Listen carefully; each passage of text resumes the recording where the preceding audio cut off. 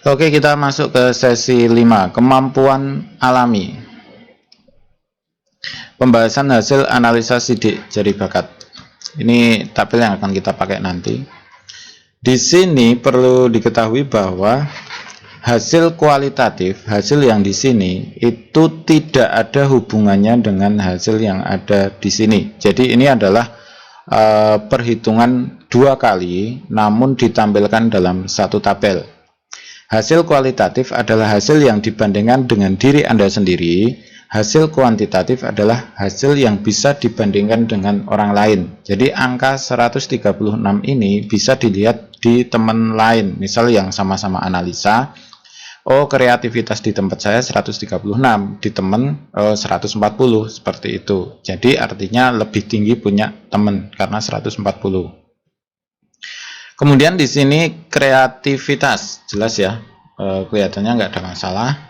Kepemimpinan jelas, kemudian psikologi juga jelas. Analisa ukur, analisa ukur itu analisa yang bersifat ukuran, misal panjang, lebar, tinggi. Jadi kalau kita melihat gedung, oh ini kira-kira tingginya 20 meter, oh kira-kira ini tingginya 3 meter, kemudian lebarnya segini. Jadi analisa ukur. Kenapa ditambahkan analisa ukur? Karena ada analisa art, seni gitu.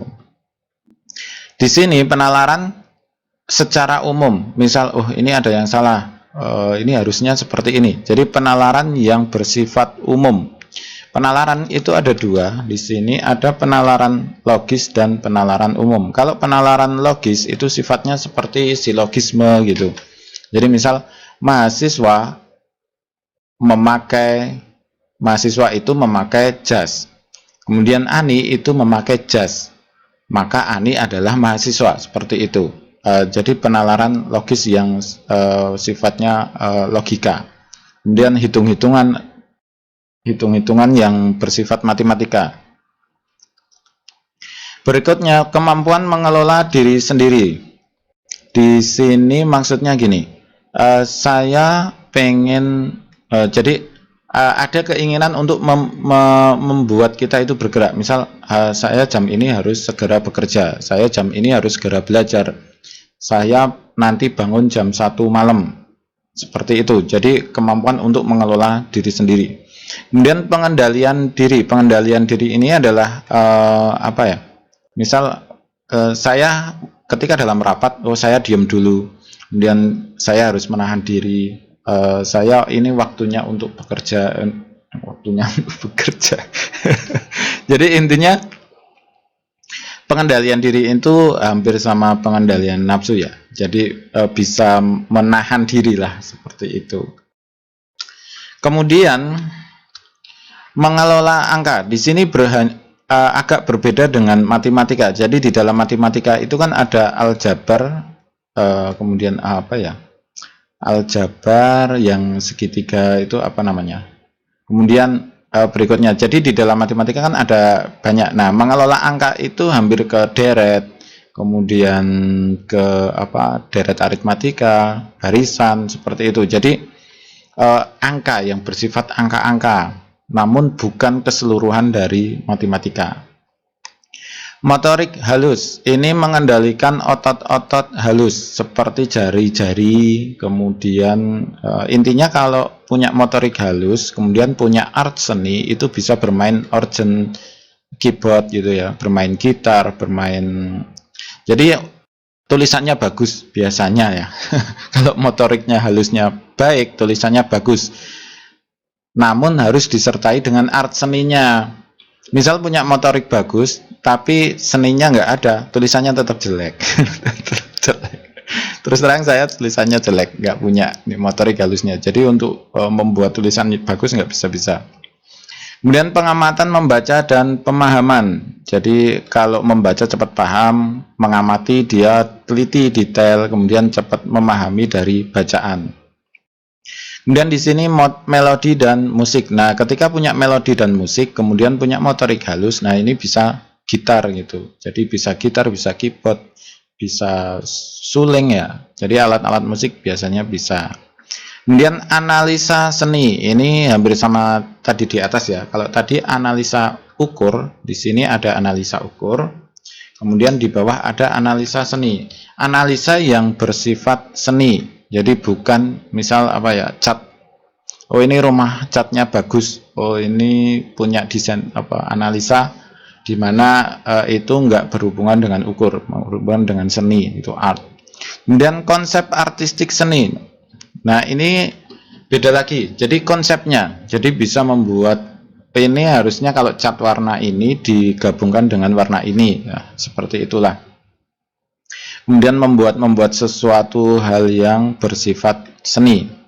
Imajinasi ya apa ya, membayangkan ya. Motorik kasar. Motorik kasar itu pengendalian otot-otot kasar seperti keseimbangan, melompat, berlari, ototnya lebih kuat gitu. Motorik kasar ya itu ototnya besar-besar. Enggak mesti juga. Ini di pengendaliannya ya. Jadi bukan terus motorik kasar ototnya besar, enggak. Jadi pengendaliannya. Jadi pengendalian otot kasarnya lebih kuat. Kemudian pola abstrak. Jelas ya. Abstrak itu enggak jelas. Jadi pola enggak jelas. Pola abstrak seperti lukisan abstrak atau ya seperti itu. Kemudian menggambar. Ini tidak berarti ketika menggambar terus hasilnya menonjol itu langsung bisa menggambar, melukis, enggak. Jadi ketika bisa menggambar, kemudian ada konsep artistik, kemudian ada motorik halusnya bagus gitu, motorik halusnya bagus, baru bisa membuat lukisan atau gambar yang bagus. Jadi ada kemampuan menggambarnya, tapi tangannya itu nggak bisa, bekerja dengan baik, maka ya gambarnya nggak bisa sebagus orang yang tidak, ya iya gitu. Jadi intinya kalau ini menggambarnya ada, kemudian konsep artistiknya seni ada, kemudian motorik halusnya ada, biasanya bisa menggambar. Nah di sini itu agak aneh ya, misal ini seperti ini. Ini sedang 128, kemudian ini kok menonjol 124. Jadi seperti yang saya jelaskan tadi, bahwa hasil yang di sini itu berbeda perhitungan dengan hasil yang di sini. Hasil kualitatif itu berbeda dengan hasil kuantitatif.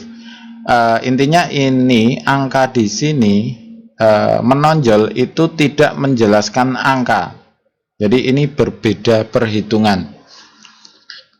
Kualitatif itu membandingkan dengan diri sendiri, kuantitatif itu dibuat atau didesain untuk dibandingkan dengan orang lain. Oke, kira-kira seperti itulah. Kemudian analisa ini bisa dipesan secara online, harganya 100.000 per analisa. Caranya, kirimkan foto 10 ujung jari dan foto telapak tangan, kirim dalam bentuk WhatsApp ke WhatsApp gitu ya, 081391005464. Kemudian hasilnya dikirim dalam bentuk PDF ke WhatsApp Anda. Kenapa tidak dicetak? Karena nanti biar hemat biaya kirim. Ada biaya cetak, ada biaya kirim. Jadi kan lebih hemat banyak ya. Kenapa bisa 100.000 ya? Karena hemat. Karena dibuat lebih hemat maksudnya. Oke, kira-kira seperti itulah penjelasan tentang apa tadi ya? Kemampuan alami. Terima kasih, selamat mencoba dan semoga sukses selalu.